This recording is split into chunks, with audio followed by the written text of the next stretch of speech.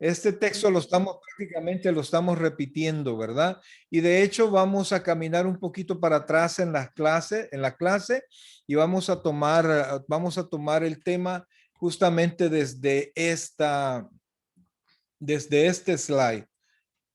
Entonces, solo quiero recordarles que estamos viendo un momento muy especial cuando Jesucristo salió de Judea y se fue a Samaria, pasó por Samaria. Entonces, en el camino, pues Jesucristo, cansado del camino, se fue a un pozo y los discípulos no estaban con él. Entonces, por eso no había quien le sacara el agua. Y Jesucristo encontró a una mujer y le dijo, dame de beber. Y entonces, justamente allí que comenzó una plática con el Señor que prácticamente nos enseña mucho respecto de la salvación, de cómo Jesucristo busca, inclusive sin importar la jerarquía o el dinero o aún el estado de cada persona, si está en pecado o no está en pecado, ¿cómo se llama? Visible o no. El Señor busca a todo aquel que está dispuesto a escuchar de él, ¿verdad? Vimos en la clase pasada que Israel estaba a la expectativa de la venida del Mesías. Sin embargo, cuando Jesucristo apareció, pues se hizo un alboroto, pero al final los líderes religiosos rechazaron a Jesucristo como el Mesías y llevaron al pueblo, aunque el pueblo reconoció algo especial en Jesús, pero los judíos, los líderes influenciaron el pueblo para que el pueblo rechazara al Señor. El Evangelio de Juan, la tarea principal es mostrar la deidad de Jesucristo, que Jesús es el Mesías, ¿verdad? Ahora, comenzamos en este slide, como les digo, vamos a retroceder un poquito porque hemos agregado algo bien importante en esta clase. Así es que comenzamos exactamente de aquí. Amén, que el Señor les bendiga. La porción más importante de este capítulo es cuando por primera vez Jesucristo declara ser el Mesías esperado. Esto se encuentra en Juan 4, 25, 26, que dice así. Le dijo a la mujer, sé que ha de venir el Mesías, llamado el Cristo. Cuando Él venga, nos declarará todas las cosas. Jesús le dijo, yo soy el que habla contigo. Esto es importante, amados hermanos, porque Jesucristo en muy pocas ocasiones dijo ser el Mesías. La mayoría de gente preguntó, buscó saber, pero Jesucristo ocultó su identidad. Y es increíble que con esta mujer samaritana, que la Biblia no registra el nombre, la Biblia no consideró que era importante sacar a cuenta el nombre de la mujer, pero sí reveló, Jesucristo sí le reveló quién era él. Es sorprendente cómo Jesús se reveló, se reservó, perdón, quién era ante Nicodemo, un judío prestigioso, y lo revela a una mujer samaritana, no judía y de muy mala reputación. Esto quizás se deba a que Nicodemo, en su posición de judío influyente, no estaba preparado para aceptar, y la samaritana creyó en Jesús como el Mesías sin vacilar. Por eso, amados hermanos, es que el Dios del Señor Jesucristo busca corazones deseosos de Él. Pero vamos a continuar. La historia del encuentro del Señor con la mujer en el pozo la estudiaremos en 4 escenas. Número 1, las circunstancias. Número 2, el contacto. Número 3, la convicción. Y número 4, el Cristo. La número 1, las circunstancias, según Juan 4, del versículo 1 al 6. Leo yo. Cuando pues el Señor entendió que los fariseos habían oído decir, Jesús hace y bautiza más discípulos que Juan, aunque Jesús no bautizaba sino sus discípulos, salió de Judea y se fue otra vez a Galilea, y le era necesario pasar por Samaria. Vino pues a una ciudad de Samaria llamada Sicar, junto a la heredad que Jacob dio a su hijo José. y estaba allí el pozo de Jacob. Entonces Jesús, cansado del camino, se sentó así junto al pozo. Era como la hora sexta. Entonces prácticamente en estos versículos está las circunstancias en las que se dio este encuentro. La noticia sobre la popularidad creciente de Jesús llegó hasta los fariseos, quienes habían oído que él hacía y bautizaba más discípulos que Juan, como había sucedido con Juan. Las autoridades judías veían a Jesús como sospecha. Él también proclamaba el reino de Dios, llamaba al arrepentimiento y bautizaba a través de sus discípulos a quienes se arrepentían. O sea, bautizaba a quienes se arrepentían, ¿verdad? Amén. El Señor salió de Judea y se fue otra vez a Galilea. En este regreso le era necesario pasar por Samaria. No era la única ruta, pero sí la más corta. De lo contrario, debía tomar la costa o el camino por el lado oriental del Jordán. Ok.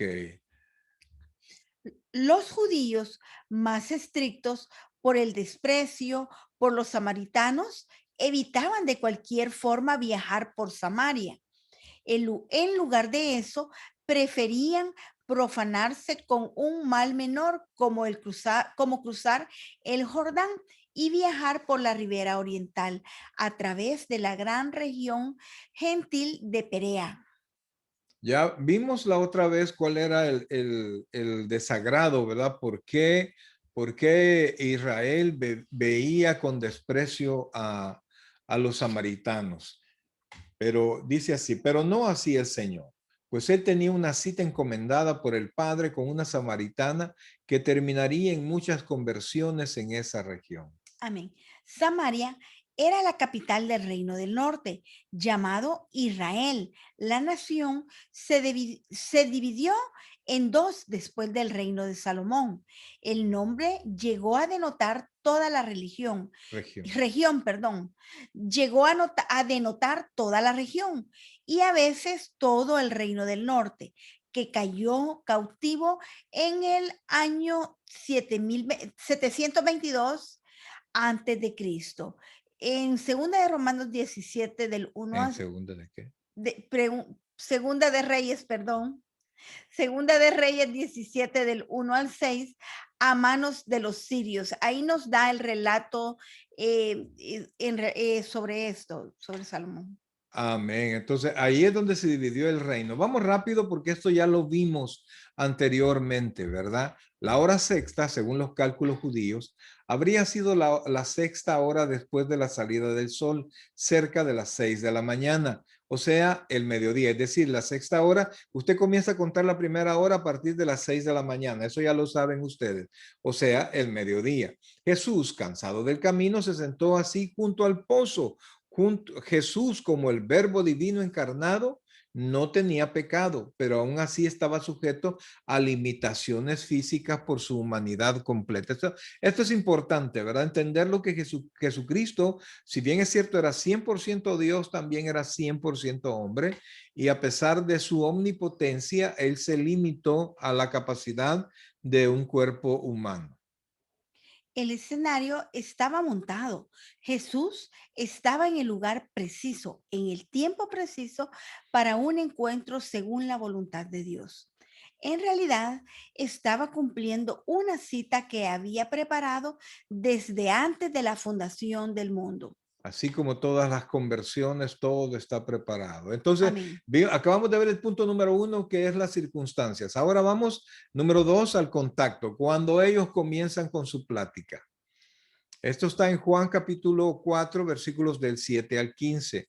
Ese día, mientras Jesús estaba sentado junto al pozo, cansado y con sed por su viaje, vino una mujer de Samaria a sacar agua. Las mujeres solían hacer esta labor en la frescura de la noche, pero esta mujer vino en pleno día, tal vez porque deseaba evitar la vergüenza pública, porque era una tenida de menos por su reputación. Era una mujer tenida de menos por su reputación, ¿verdad? Recuerde que si en este tiempo todavía hay ciertos, ¿cómo se llama? ¿Prejuicios? Ciertos prejuicios en el tiempo de Jesucristo, todo era comandado por los prejuicios, ¿verdad?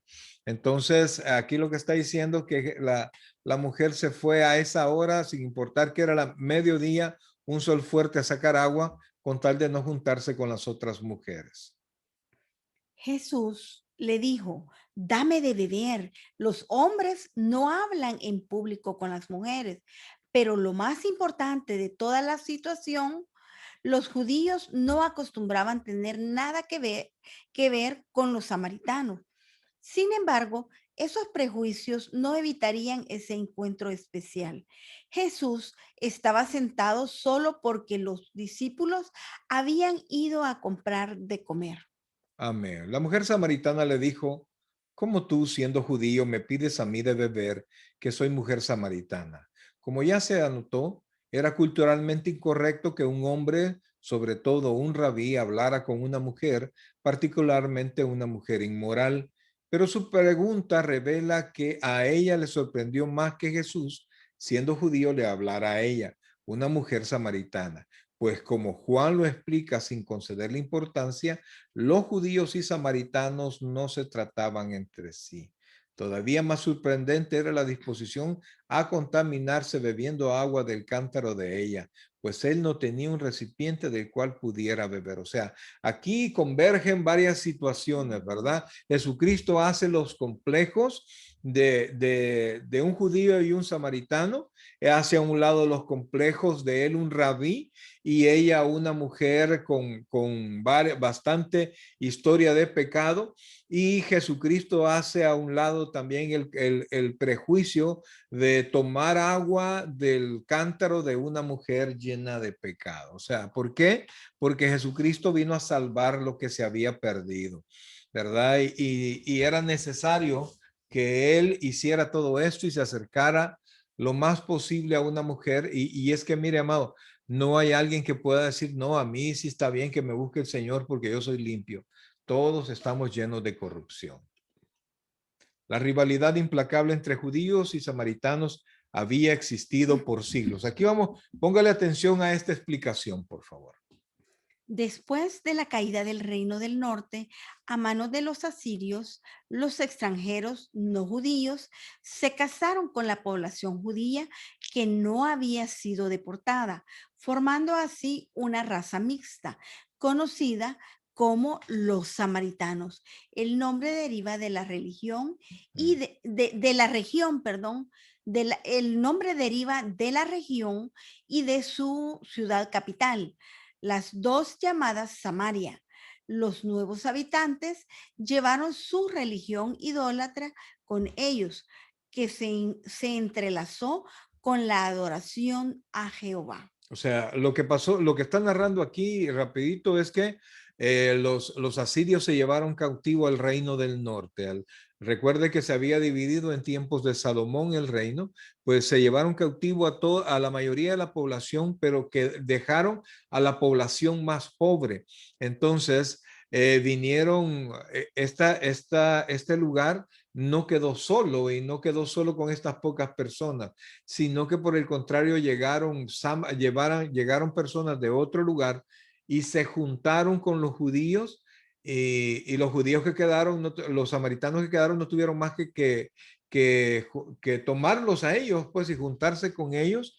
El problema, eso es un problema, pero el problema mayor también es que tomaron los dioses de ellos. Por esa razón es que el Señor Jesucristo le dijo a Salomón que no se juntara con mujeres paganas, porque al final él iba a terminar adorando los dioses de esta mujer. Entonces, esta es una de las razones por las cuales los judíos veían a los samaritanos como personas de baja categoría. Sin embargo, con el tiempo los samaritanos abandonaron sus ídolos y solo adoraban a Jehová a su manera. Por ejemplo, aceptaban solo el Pentateuco como escritura canónica y adoraban a Dios en el monte Gerizim, no en Jerusalén. La ley establecía que Israel debía adorar a Dios solamente en el templo en Jerusalén. Cuando los exiliados judíos regresaron a Jerusalén bajo Esdras y Nehemías, su primera prioridad fue reconstruir el templo. Recuerde que estos dos personajes de la Biblia, Esdras reconstruyó el templo y Nehemías reconstruyó los muros, ¿verdad? Su primera prioridad fue reconstruir el templo. Los samaritanos ofrecieron su ayuda, profesando así lealtad al Dios de Israel. Pero aquí estuvo el problema que vino a acrecentar la división. El rechazo franco de los judíos airó a los samaritanos, quienes luego se convirtieron en sus enemigos implacables. Es decir, que a la hora de construir el templo, los samaritanos se acercaron a ayudar, pero los judíos en su orgullo religioso los vieron a ellos como impuros, como para poner sus manos en la construcción del templo y los rechazaron. A partir de allí, hubo todavía más distanciamiento y más odio entre judíos y samaritanos. Rechazados en su intento de adorar en Jerusalén, los samaritanos construyeron su propio templo en el monte Gerizim. Los judíos después destruyeron ese templo durante el periodo intertestamentario, empeorando aún más las relaciones entre los dos grupos. O sea, los samaritanos construyeron su templo al rechazo, al ser rechazados por los judíos, ellos construyeron su propio templo, pero los judíos llegaron y destruyeron el templo. En respuesta a la interrogante de la mujer, Jesús le dijo, si conocieras el don de Dios y quién es el que te dice, dame de beber, tú le pedirías y él te daría agua viva. Inmediatamente regresamos a la plática del Señor Jesucristo con la mujer, ¿verdad? Entonces, pero el Señor Jesucristo realmente se interesó por ella. Pudo haber solo esperado a sus discípulos para tomar agua, pero desde aquí Él comenzó a revelarse a la mujer quien era. Dios, el Señor Jesucristo estaba empeñado en salvar a esta mujer.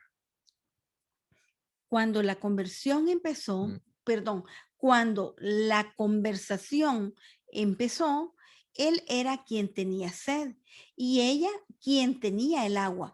Ahora él hablaba como si tuviera el agua y ella tuviera sed.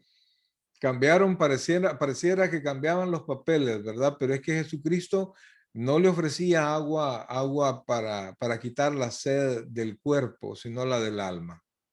El agua viva que él le ofrecía era la salvación en toda su plenitud, inclusive el perdón de pecados y la capacidad de desear y vivir una vida obediente que glorificara a Eso Dios. solo lo puede hacer una persona salva, ¿verdad? El Antiguo Testamento usa la metáfora del agua viva para describir la limpieza espiritual. También por eso tiene que ver mucho el bautismo para arrepentimiento, ¿verdad? Describir la limpieza espiritual y la nueva vida que viene con la salvación a través del poder transformador del Espíritu Santo.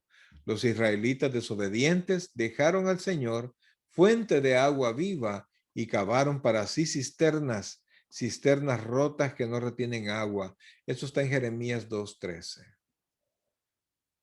La pregunta de la mujer esperaba una respuesta negativa. De dónde pues tienes el agua viva? ¿Acaso eres tú mayor que nuestro padre Jacob?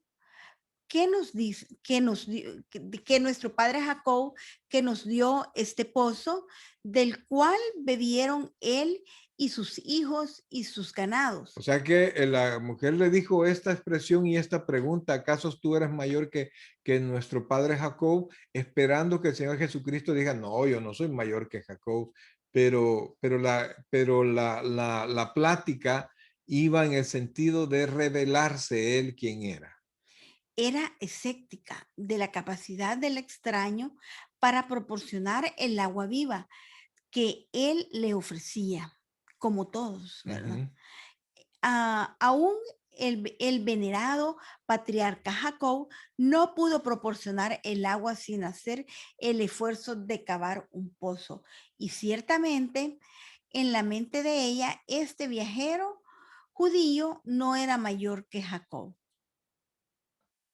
Como les digo, vamos solo, casi que solo leyendo porque esto ya lo vimos, ¿verdad? Con paciencia respondió Jesús y le dijo, cualquiera que bebiere de esta agua volverá a tener sed, mas el que bebiere del agua que yo le daré no tendrá sed jamás, sino que el agua que yo le daré será en él una fuente de agua que salte para vida eterna.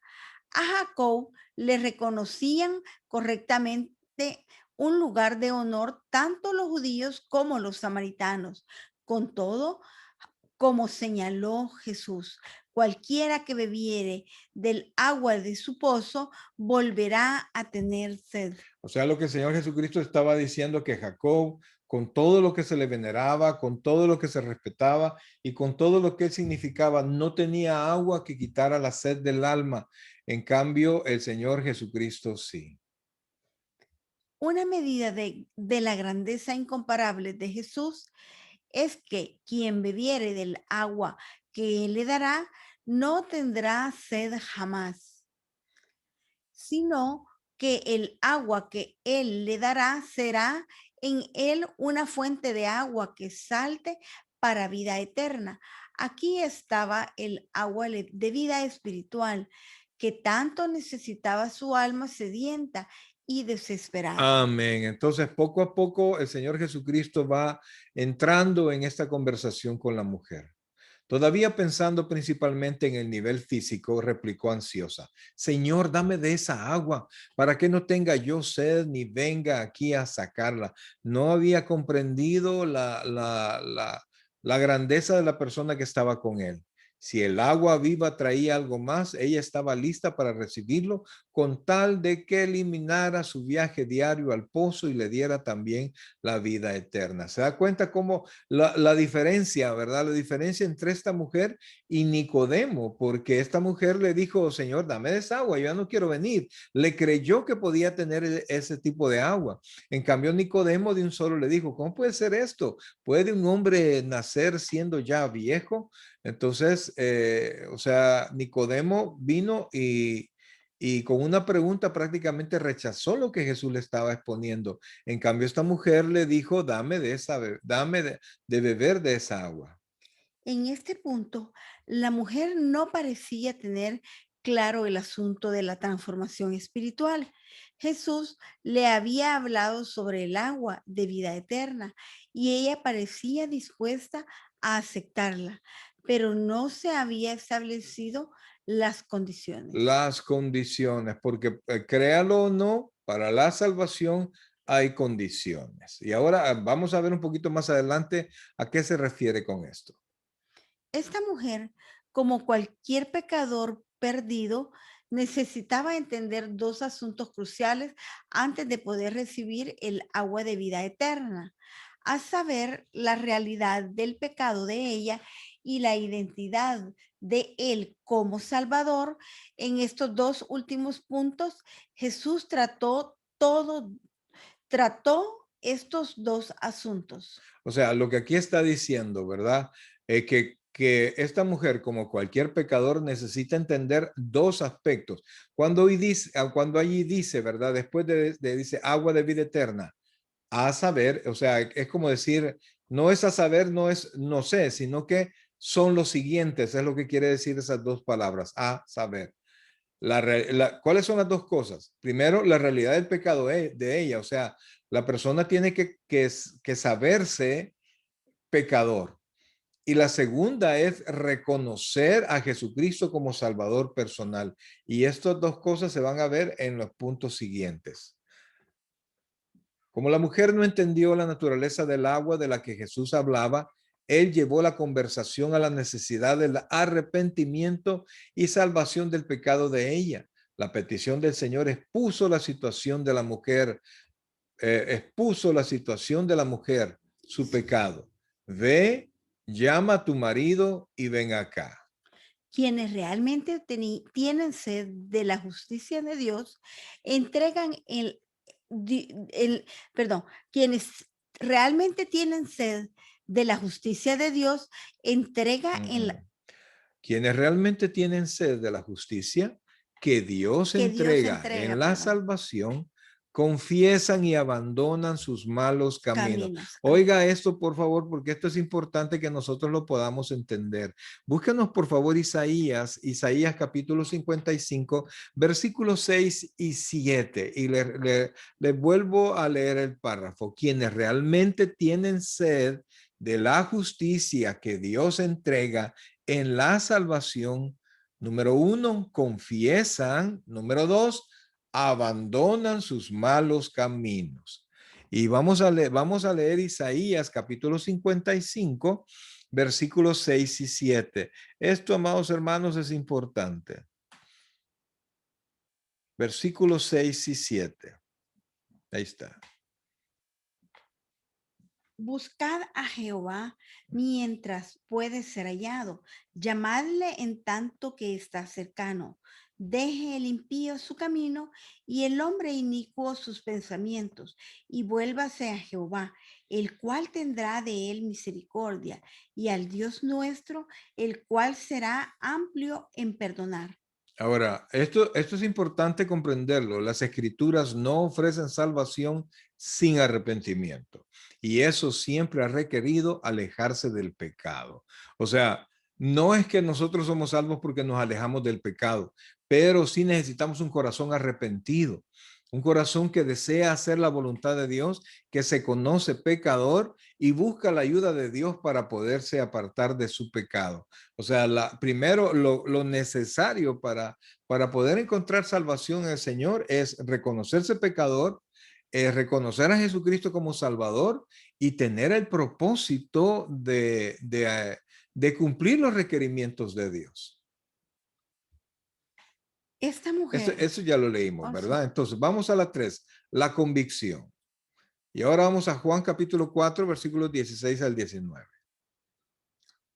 um, Jesús le dijo, ve, llama a tu marido y ven acá. Respondió la mujer y dijo, no tengo marido. Jesús le dijo, bien has dicho, no tengo marido, porque 5 maridos has tenido y el que ahora tienes no es tu marido. Esto has dicho con verdad, le dijo la mujer. Señor, me parece que tú eres profeta. Amén. Entonces, aquí arrancamos. En el versículo, en Hechos capítulo 26 dice así, por lo cual, oh rey Agripa, no fui rebelde a la visión celestial, sino que anuncié primeramente a los que están en Damasco y Jerusalén y por toda la tierra de Judea y a los gentiles. Oiga esto, que se arrepintiesen y se convirtiesen a Dios haciendo obras dignas de arrepentimiento. Fíjense que si nosotros buscamos cuál es la predicación de la primera iglesia, siempre fue reconocimiento de pecado, arrepentimiento y alejarse del pecado. Amén. Jesús no vino a asegurar la perfección de los pecadores en la vida futura, mientras deja que siga pecando en esta. Oiga esto y póngale mucha atención. Jesús no vino a asegurar la perfección de los pecadores en la vida futura mientras deja que sigan pecando en esta. O sea, Jesús nos salva. Y si bien es cierto, nosotros enfrentamos una lucha que muchas veces perdemos y ganamos, que volvemos, nos caemos, nos levantamos, pero es una lucha. Pero muchas personas no enfrentan esa lucha. No hay deseo de corregir su pecado, no hay ningún propósito, sino que creen y la culpa la tenemos muchos predicadores porque creen que la salvación es solo ven, recibe a Cristo y vive igual lleno de pecado y no te arrepientas y no te preocupes porque Jesús murió por ti y no tienes que preocuparte por el Dios que tenemos. Y el problema, amados, es que tenemos un Dios que la Biblia dice que es santo. ¿Verdad? Y porque Cristo haya muerto por nosotros, Dios no ha disminuido su santidad. Y Pedro decía ser santo como vuestro Dios es santo. O sea que el deseo de Dios es que nosotros nos arrepintamos y cambiemos nuestra vida. Al contrario, se dio a sí mismo por nosotros para redimirnos de toda iniquidad y purificar para sí un pueblo propio, celoso de buenas obras. Eso es lo que dice la palabra del Señor. Y esto es Tito capítulo 2, versículo 14. El resultado es que quienes vienen a Él y reciben verdaderamente el agua viva de la salvación eterna han sido liberados del pecado y se hicieron siervos de la justicia, siervos de Dios. Amén. Amén. Entonces, vean por favor, y ahí quedan versículos para que ustedes los puedan consultar. Porque el deseo de Dios, amados, es que nosotros nos alejemos del mal. Venimos a Él y que tengamos una vida redimida y unos hechos que muestren nuestra redención. Amén. Sobresaltada, oiga lo que pasó con la mujer, sobresaltada y avergonzada al darse cuenta de que Jesús conocía toda su vida moralmente degradada, respondió con evasivas y entonces dijo, no tengo marido. Aunque no estaba mintiendo, tampoco estaba diciendo toda la verdad. Pero su intento desesperado de ocultarle a Jesús su pecado era inútil. La respuesta devastadora del Señor la forzó a enfrentarlo. Bien has dicho, no tengo marido, porque 5 maridos has tenido y el que ahora tienes no es tu marido. Esto has dicho con verdad. O sea que el Señor la confrontó porque, les repito, el Señor estaba interesado en la salvación de esta mujer y para eso era necesario que la mujer reconociera su pecado. Mientras Jesús la felicitaba por su sinceridad hasta donde había llegado, también desenmascaraba su pecado desde observarse. Debe observarse. Debe observarse que al negarse a llamar marido al hombre con quien estaba viviendo, Jesús rechazó la noción de que el simplemente, No, para nada. perdón, la noción de que el simple hecho de vivir juntos constituye un matrimonio. Oiga eso, porque Ujú. esto, o sea, esto es algo que nosotros tenemos que centrarnos bien. Porque Jesús reconoció lo que la mujer decía, ¿verdad? Y que la mujer le dijo, no tengo marido, es decir, yo pudo haber dicho, tengo marido, ¿verdad? Este nunca se va a Ujú. dar cuenta, pero el Señor le reconoció que esa relación ilícita que ella tenía, no la reconoció como formal. Entonces, el Señor Jesucristo le dijo, bien has dicho, ¿verdad? Y esto debe hacer a un lado toda la idea de que cualquier persona pueda tener que vivir digamos, en un simple hecho de vivir juntos En una constituye unión en matrimonial. una unión matrimonial libre, o si Ujú. quieren llamarle, allá le Mm, llamamos concubinato, ¿te o recuerdas? unión no matrimonial. Unión no matrimonial. Entonces, eso no constituye delante de los ojos de Dios un matrimonio. El Señor aquí rechazó esto, ¿verdad? La Biblia ve el matrimonio como un pacto público, formal y legal entre un hombre y Una una mujer. mujer, ¿verdad? La, Todo lo que está, perdón, todo lo que está fuera de eso, pues es pecado, sigue siendo pecado. la mujer, sacudida por el conocimiento preciso que tenía Jesús de su vida pecaminosa, le dijo, Señor, me parece que tú eres profeta. Al llamarlo profeta, afirmaba que su conocimiento de su vida era preciso. No siguió ella intentando ocultar su pecado.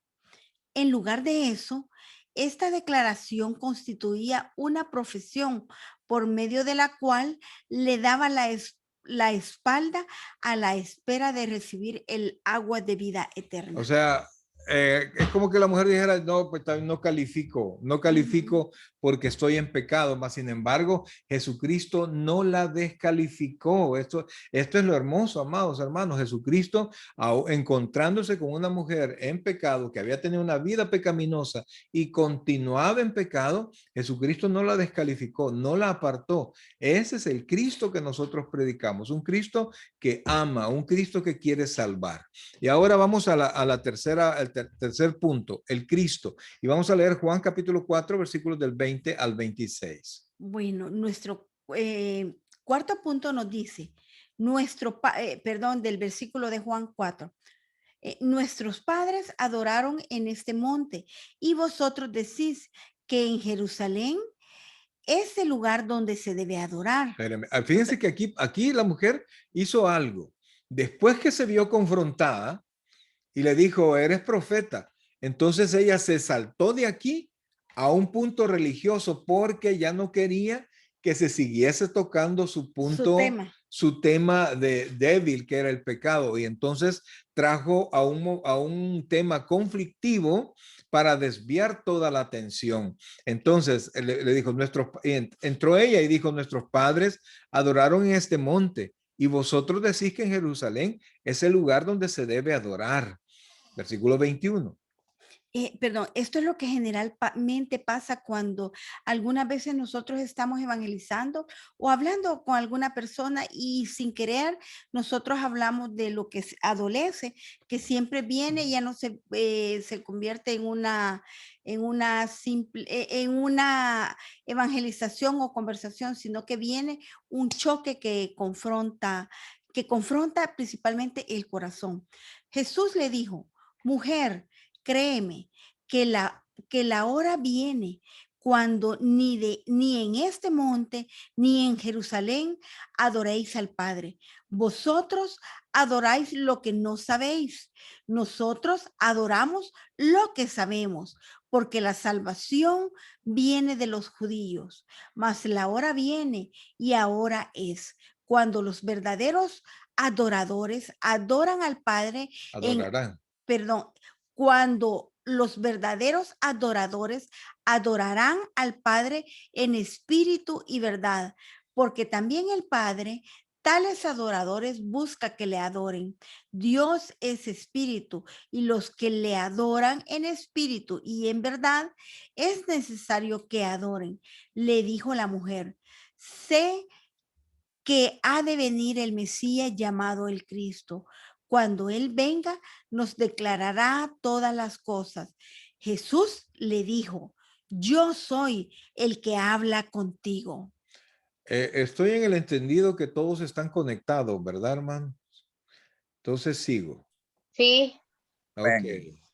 Convicta de su pecado y su necesidad de perdón, habiéndose arrepentido y aceptado la acusación de Jesús, la mujer se preguntaba dónde debía ir para encontrarse con Dios y buscar su gracia y salvación. Como Jesús obviamente era un profeta de Dios, razonó ella. Él sabría responderle, luego le dijo, nuestros padres adoraron en este monte y vosotros decís que en Jerusalén es el lugar donde se debe adorar. O sea, la mujer le estaba preguntando, ¿dónde tengo que hacer? ¿Cómo debo de hacer para buscar a Dios en la situación en la que yo me encuentro? Amén. Los samaritanos que aceptaban solo los libros del Pentateuco escogieron el monte de Gerizim, cerca de Siquén. Abraham construyó el primer altar para Dios.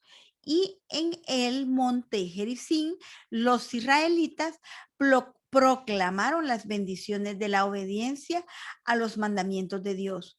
Los judíos que aceptaban todo el canon del Antiguo Testamento reconocieron que Dios había escogido a Jerusalén como el lugar donde debía adorarse. Entonces, según la ley, debía adorarse en Jerusalén. Pero ¿qué era lo que pasaba con los samaritanos? Al sentirse ellos despreciados, pues tomaron la ley, tomaron la palabra de Dios y la entendieron a su manera. ¿verdad? Como muchas personas deciden apartarse, deciden cambiarse de iglesia, deciden cambiarse de hermanos, deciden cambiar tantas cosas y no entienden que el cambio que debe haber es en su corazón. La respuesta de Jesús fue que el asunto pronto sería irrelevante, es decir, no importa porque el problema era, nosotros decimos que es en Jericín y ustedes dicen que es en Jerusalén y Jesucristo le dijo, ya, no importa, eso ya no importa porque va a llegar el momento donde los verdaderos adoradores van a adorar al Señor en espíritu y en verdad. Se refería, número uno, a que ni Jericín, porque Jericín fue destruido poco tiempo después y el templo fue destruido 70 años después. O sea, estos dos lugares iban a desaparecer, pero lo que iba a establecerse es el nuevo lugar donde el templo de Dios iba a estar, que estaba hablando de la iglesia, las personas nacidas de nuevo, que nosotros íbamos a ser el templo y morada del Espíritu Santo, y nosotros, los cristianos, las personas nacidas de nuevo, íbamos a poder adorar al Señor verdaderamente en espíritu y en verdad, no solamente de una manera religiosa. La respuesta de Jesús fue que el asunto pronto sería irrelevante en el futuro. La verdadera adoración no ocurriría ni en el monte de Gerizim ni en Jerusalén. Pocas décadas del año 70 después de Cristo, durante la rebelión judía contra Roma, el templo de Jerusalén sería destruido y miles de samaritanos morirían también en el monte Gerizim. Más importante aún, el nuevo pacto haría obsoleta todas las ceremonias y rituales externos, fueran estos judíos o O samaritanos. sea que iba a llegar el momento en que no importaba, judíos y samaritanos, templo o jericín, no importaba. Dios iba a arrasar todo eso porque el Señor iba a establecer un nuevo templo. Y eso, en ese tiempo es que estamos viviendo. Y por eso es que nosotros debemos de adorar al Señor verdaderamente. Y también cabe agregar que nosotros no podemos tomar la Biblia parcialmente, que yo solo voy a creer en el nuevo o solo en el antiguo. Como dice, la palabra debe ser tomada de principio a fin y la Biblia se constituyó en un solo libro que es del Génesis al Apocalipsis. Correcto. Sin embargo, en tiempos del diálogo de Jesús con la mujer, los judíos estaban en lo cierto y los samaritanos no, puesto que el nuevo pacto aún no había comenzado. Entonces Jesús dijo, vosotros adoraréis lo que no sabéis, nosotros adoraremos No. Vosotros adoráis lo que lo que no no sabéis, sabéis. Nosotros adoramos lo que sabemos. porque la salvación viene de los judíos. Como los samaritanos habían rechazado la mayor parte del Antiguo Testamento, carecían del total de la revelación allí contenida. Hay un sentido doble en la salvación, en la salvación Que viene de los que viene de judíos. los judíos. Primero, la revelación de la salvación vino antes de ellos y después al resto del mundo. Según la fuente de salvación, el Mesías era judío. O sea, ahí tenemos que ver dos cosas, ¿verdad? La revelación, la salvación vino primero a los judíos y luego al mundo entero. Y segundo, la fuente es el Mesías y este Mesías era judío. La Amén. enseñanza de Jesús es que la naturaleza de la adoración sería lo importante bajo el nuevo pacto. Oiga esto, la naturaleza de la adoración sería lo importante bajo el nuevo pacto. No es el lugar de adoración. Mas la hora viene y ahora es, le dijo Jesús, cuando los verdaderos adoradores adorarán al Padre en espíritu Y y en en verdad, verdad. Y en ese tiempo estamos y usted es el adorador y lo adoramos en espíritu y lo adoramos en en verdad. Cuando verdad. decimos en verdad, lo decimos como en la manera que Dios desea que se haga. El espíritu no hace referencia aquí al Espíritu Santo, sino al espíritu humano. La adoración debe ser interna. No es la conformidad externa con las ceremonias y los rituales. Debe salir del corazón. La verdad llama a que esta adoración de corazón sea consecuente con la enseñanza de las escrituras y esté centrada en el verbo encarnado. Dígame, hermana Kenia.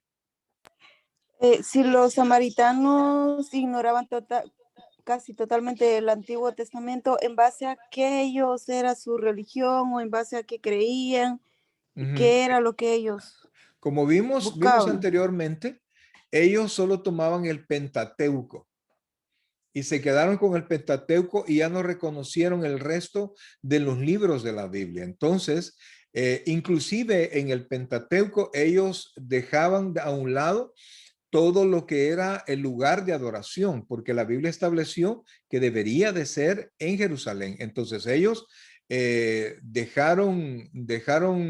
digamos así, ponían atención a lo que les hablaba de quién era Dios y el amor de Dios por Israel, pero hicieron a un lado todo lo demás, lo que les obligaba a buscar a Jerusalén, donde estaba el templo para adorar. O sea, ellos hicieron un recorte, ¿verdad? Y ocuparon lo que les era conveniente, como muchos cristianos lo hacemos ahora. Ocupamos de la Biblia solo lo que nos es conveniente y lo que nos estorba o lo que nos es inconveniente lo hacemos a un lado.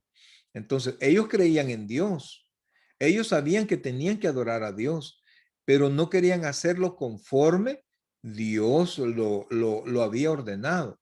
Y lo mismo pasó después con los judíos, porque el apóstol Pablo dice que cuando el Señor Jesucristo vino, ellos lo rechazaron porque ellos querían seguir adorando al Señor como se estableció en el Antiguo Testamento y no como en la justicia, en la justicia de Dios en Jesucristo, como venía la nueva revelación a través de Jesucristo. Entonces, como ellos creyeron, no, nosotros cumpliendo la ley seremos salvos, rechazaron a Jesús, ¿verdad? Entonces, al final los judíos hicieron lo mismo que hicieron los samaritanos, no aceptaron la revelación de Dios y aceptaron solo lo que ellos que consideraban conveniente.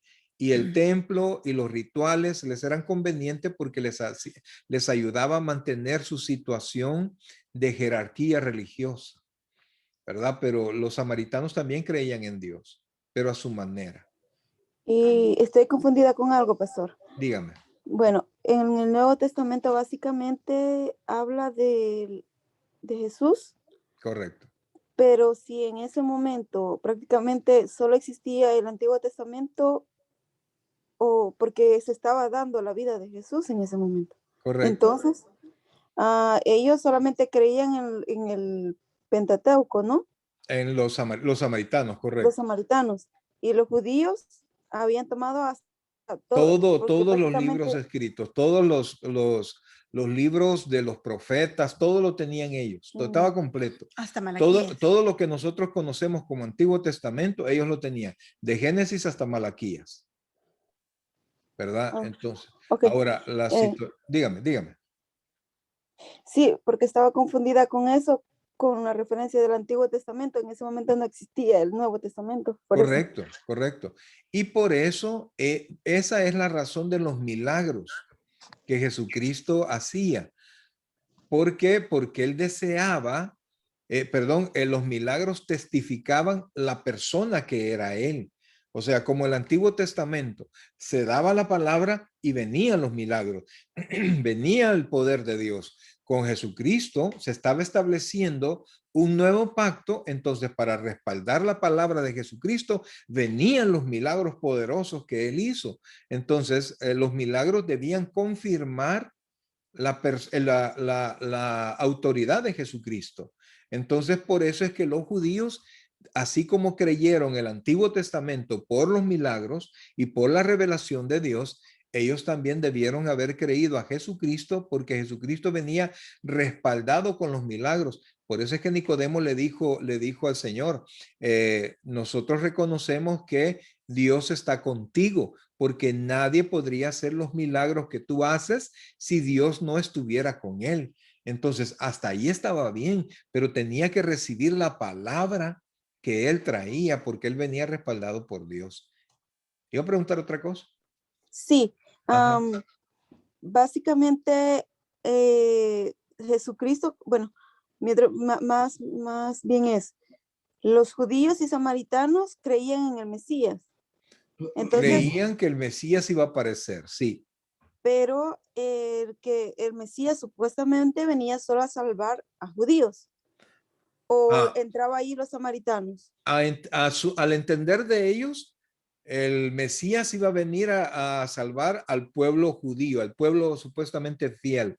Pero cuando se revisa el Antiguo Testamento, el Señor, Dios le reveló a los judíos que iba a llegar un momento donde los gentiles iban a adorar a Dios. O sea que la revelación era inicialmente para los judíos y eran los judíos los que tenían que llevar la noticia de Dios para que tanto judíos como gentiles adoraran a Dios.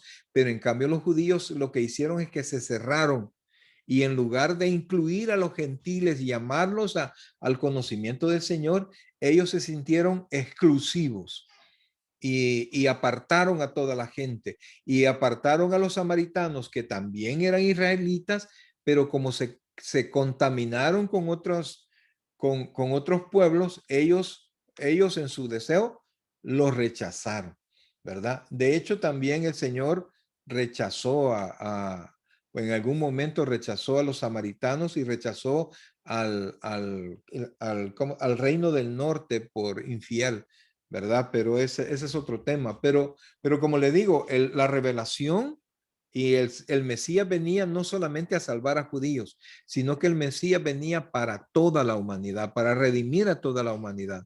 Pero como Israel no había hecho su trabajo, entonces, pues fue todavía más difícil para el Mesías y por eso fue necesario que apareciera de esta manera la iglesia, ¿verdad?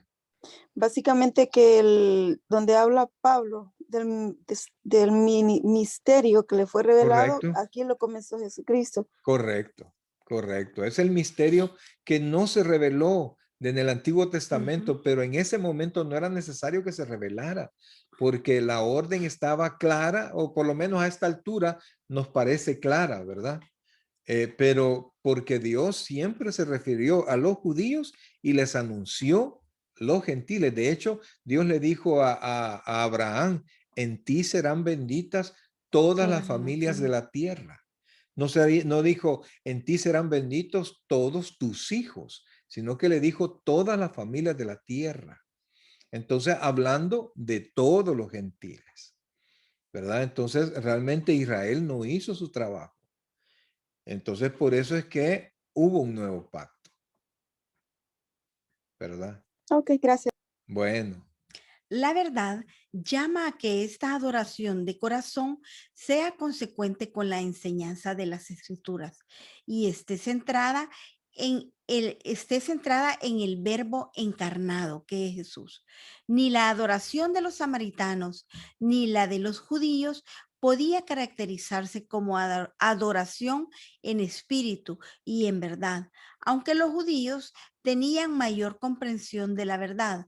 Los dos grupos estaban enfocados en factores externos, pero desde la llegada del Mesías había llegado el tiempo en que los verdaderos adoradores no se volverían a identificar por el lugar donde adoraban. Los verdaderos adoradores serían quienes adoraran al Padre en espíritu y en verdad.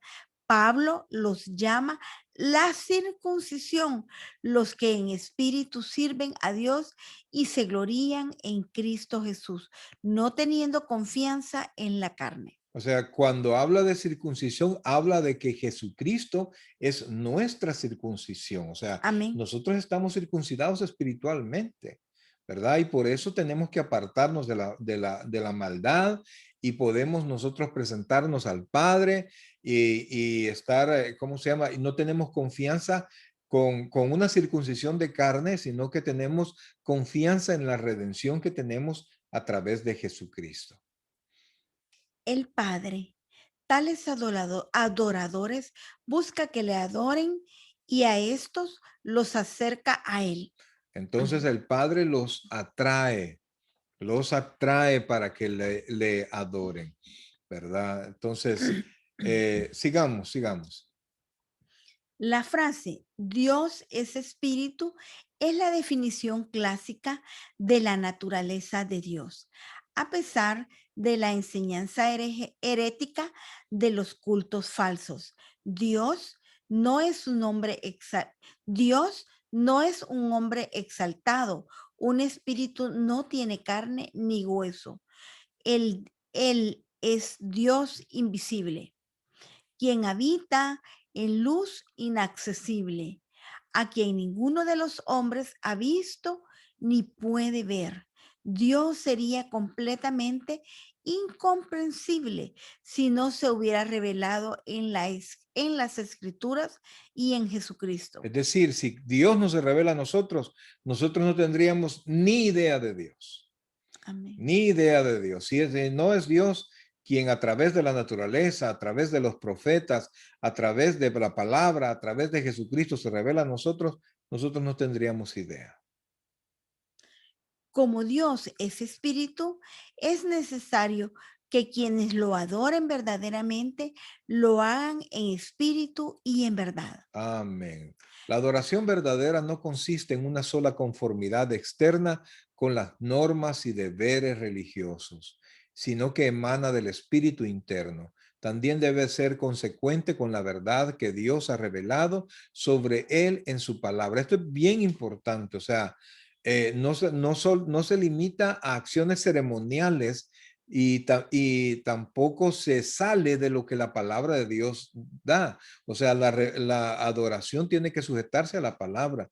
Deben evitarse los extremos de ortodoxia muerta, es decir, que alguien que no tenga emociones al adorar, verdad y nada de espíritu, o sea, solo palabra y nada de espíritu, y la heterodoxia celosa, o sea, espíritu y nada de verdad. No solo podemos llegar a cantar sin la palabra.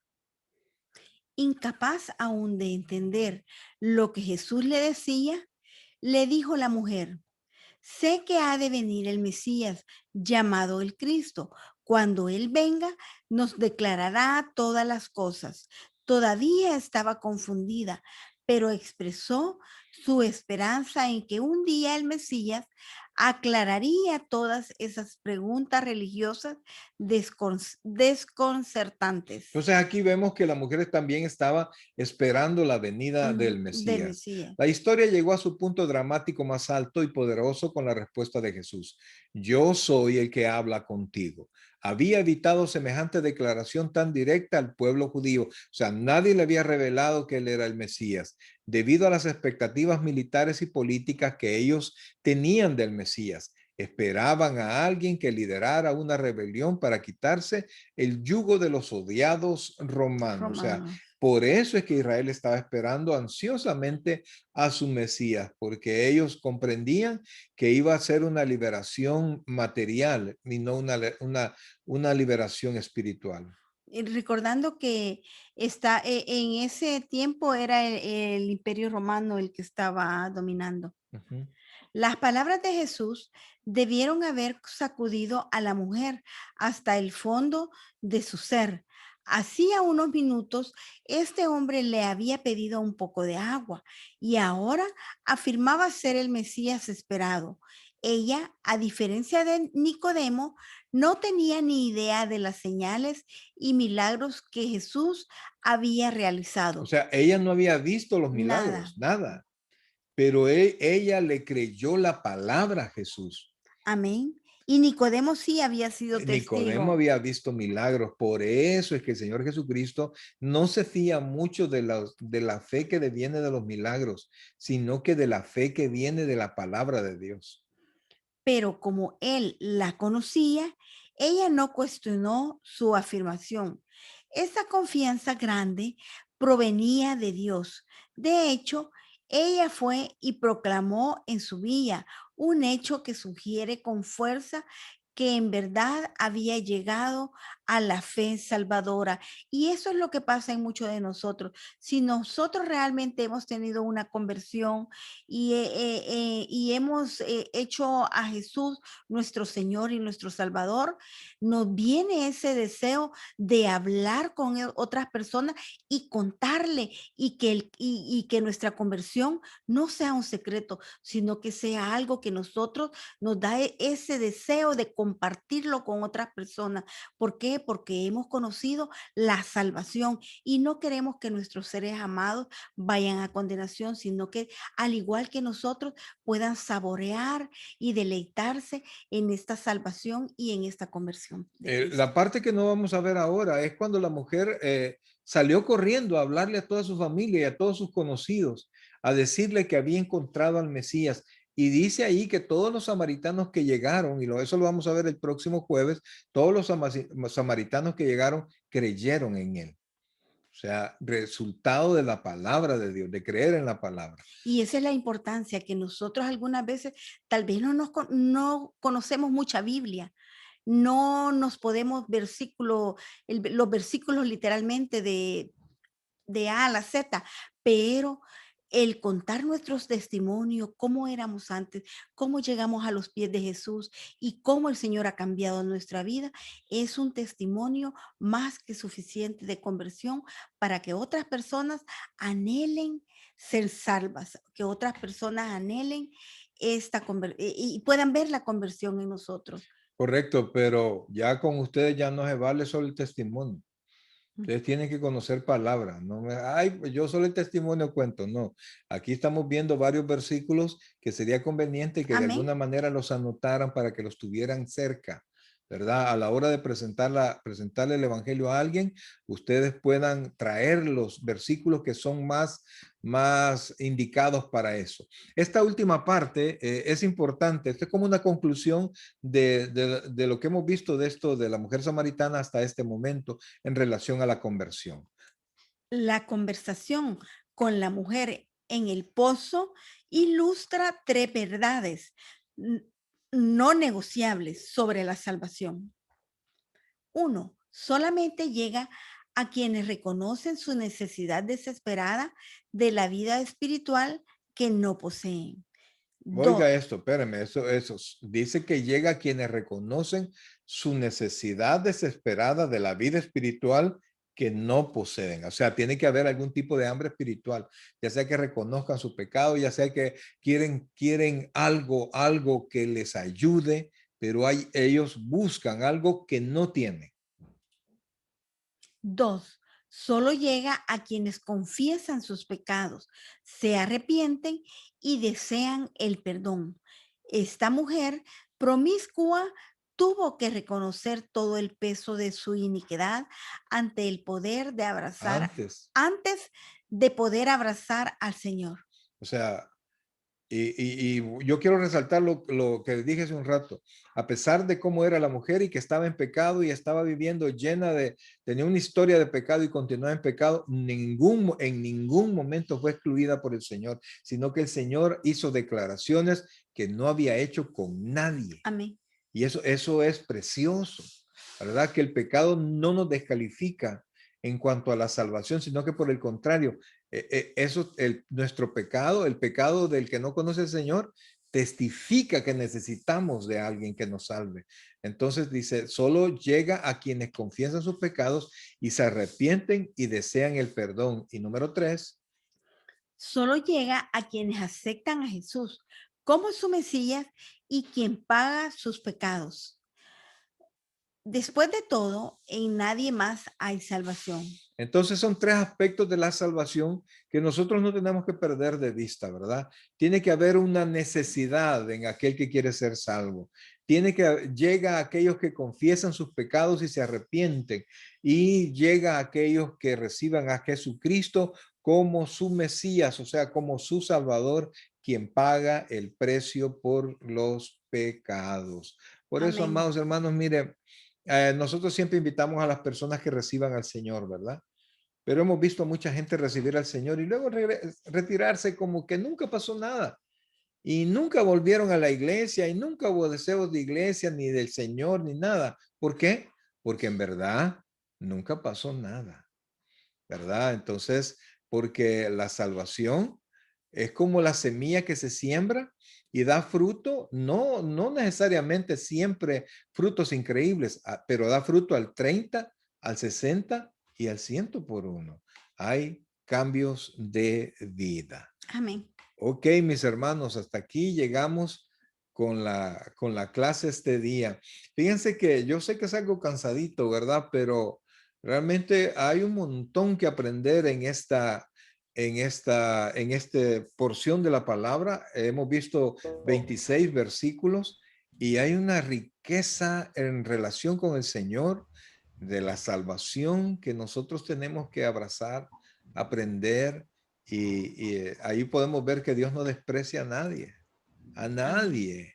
En cambio, bueno, a nadie que tenga hambre de él, porque sí el Señor hizo a un lado a Nicodemo y no siguió hablando con Nicodemo. ¿Por qué? Porque Nicodemo no tenía la actitud, no tenía la actitud para creerle a él. Y si no hay esa actitud, tampoco habrá salvación. ¿Alguna Amén. pregunta? ¿No? Ok, llegamos hasta aquí con la No. grabación de la clase.